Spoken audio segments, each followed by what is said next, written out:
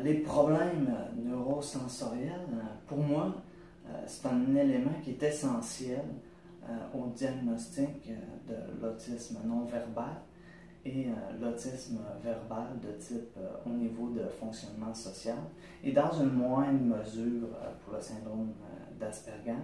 Chez les Asperger, on va plus parler d'un neurosensoriel atypique que par exemple un neurosensoriel avec déficit ou hypersensibilité ou hyposensibilité, comme on va le voir dans d'autres formes d'autisme.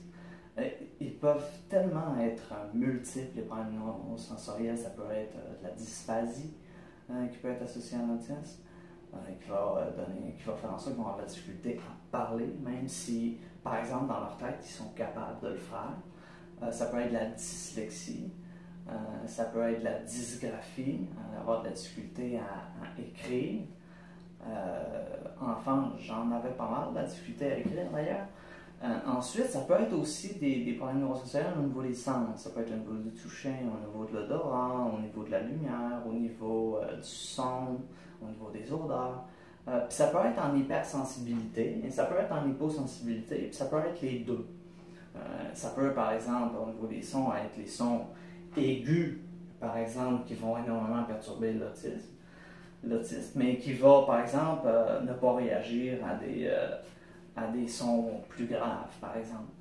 C'est sûr que les problèmes neurosensoriels sont souvent en cause lors d'une crise autistique, mais c'est important aussi de comprendre que des stimuli sociaux peuvent également en provoquer, parce que dans les problèmes neurosensoriels, il y a aussi des problèmes au niveau de la gestion des réponses au niveau des stimuli sociaux.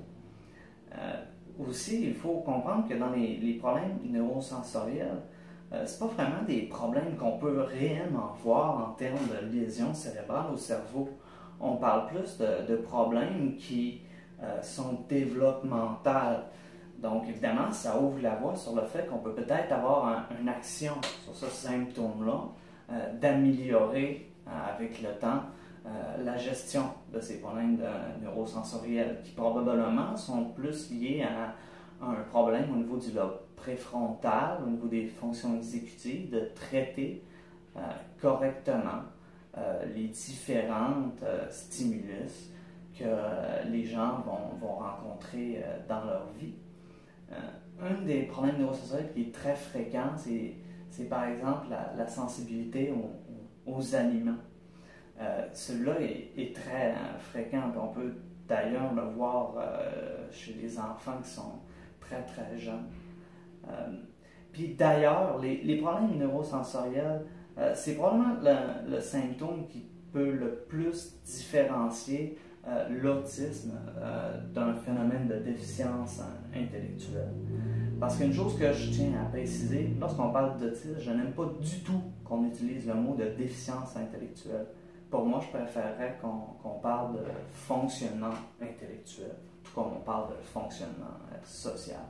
Donc, je vous dirais que c'est un peu un résumé des différents problèmes neurosensoriels de l'autisme. Voilà.